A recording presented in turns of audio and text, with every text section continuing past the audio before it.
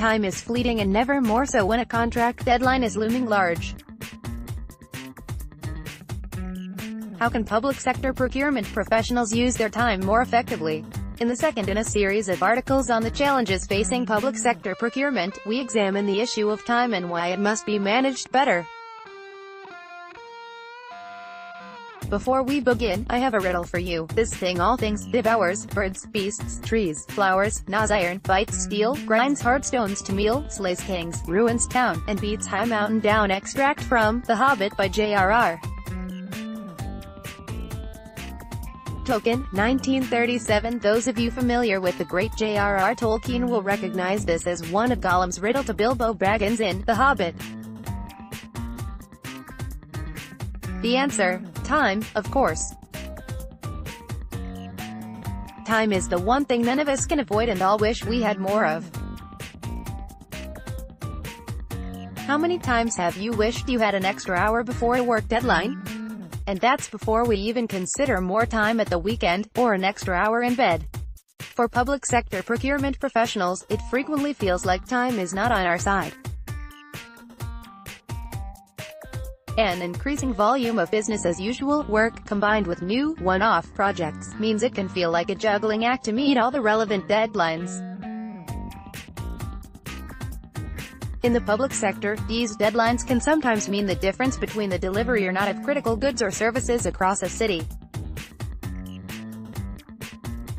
It often feels like we're like the White Rabbit from Alice in Wonderland, constantly running late for an important date.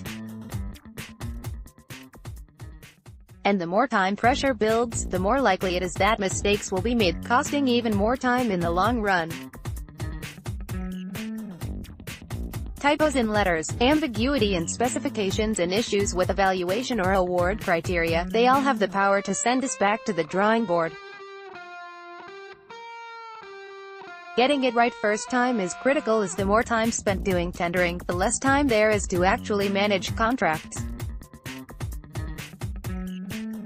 When it comes to creating the value and savings required in the public sector, contract management is key. After all, you can agree savings in a pre-contract phase, but without effective contract management, organizations will typically lose 50% of this value in the first year of the contract. And that is why we need to manage our time more effectively. More haste, less speed. Before looking at how time might be managed more effectively, it's worth examining why procurement in the public sector can be so time-consuming. Public sector procurement is a very bureaucratic, very legalistic, very risky, for both buyers and suppliers, and, ultimately, very slow process.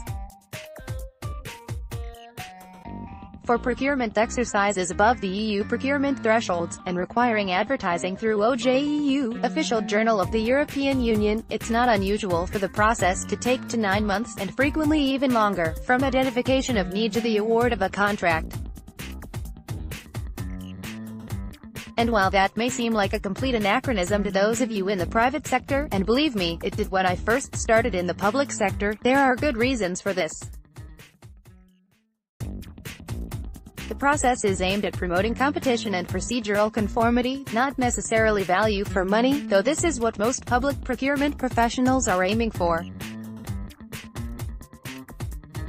Greater competition allows for more open and transparent tendering and contracts, where SMEs, local suppliers and parties that may not ordinarily have access to these markets can get involved. A wider supply base may lead to new ideas, innovations and process improvements, while at the same time potentially being a boon to the local economy. The bulk of this time is taken creating a set of fully auditable documents for any procurement exercise above these thresholds. This includes a sourcing strategy, outlining key decisions and the reasons for them, detailed tender documents, including specifications, selection and award criteria, and a fully tracked evaluation process. The type of route to market will, of course, be determined by the product, service or public works being procured.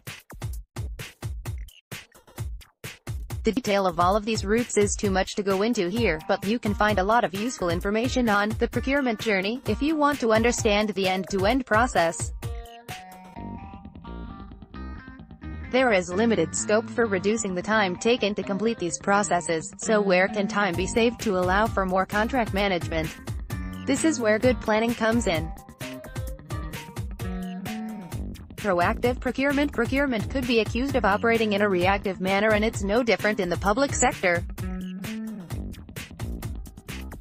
However, this can often be attributed to the nature of procurement's place in the organization and the changing nature of how organizations operate and procure goods and services.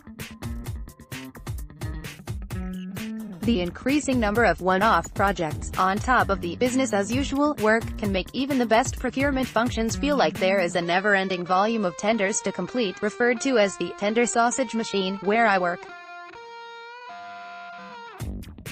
Moving from a reactive to proactive approach can help in this and crucially buy more time for that all-important contract management. There are 3 suggestions below to help make this work, but it's important to understand the caveats on these at the same time. Making this a reality takes not only input from procurement, but from all its stakeholders and end users across the organization. Procurement needs to be seen as a key strategic function and help mold the strategic direction that underpins procurement requirements. That said, there's still plenty scope for procurement to make changes and help things run that bit smoother. Proper planning prevents poor performance. This is very simple to say, but very hard to do. Get all your contract details in one place, including the dates of when they need to be retendered or procured, and plan accordingly. Have quality project plans available to help understand when the procurement process needs to start and the key dates involved. Most importantly, share these dates with your stakeholders and then stick to them. Once you know the procurement requirements, assess the market to see if other organizations or local authorities are doing the same or have been there before. Ask for documentation. My experience is that people are only too willing to share if they know it will be reciprocated in the future.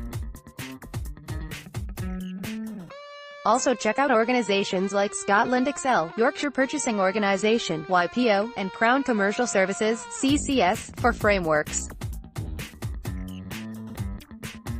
If the framework is applicable, that's half the work done for you and a major time saver. A kickoff meeting is a good way to get all the appropriate people in the room to discuss the requirements of the contracts and make sure that all the vital details are captured. Getting this done up front not only means you are better prepared, but you also get buy-in from stakeholders who feel involved and will be better placed to help push the project along. These suggestions by no means cover everything that can and probably should be done to make the procurement process more efficient. However, from the point of view of marginal gains, making these adjustments should help increase procurement efficiency and free up time to manage the contracts you've put so much effort into creating in the first place.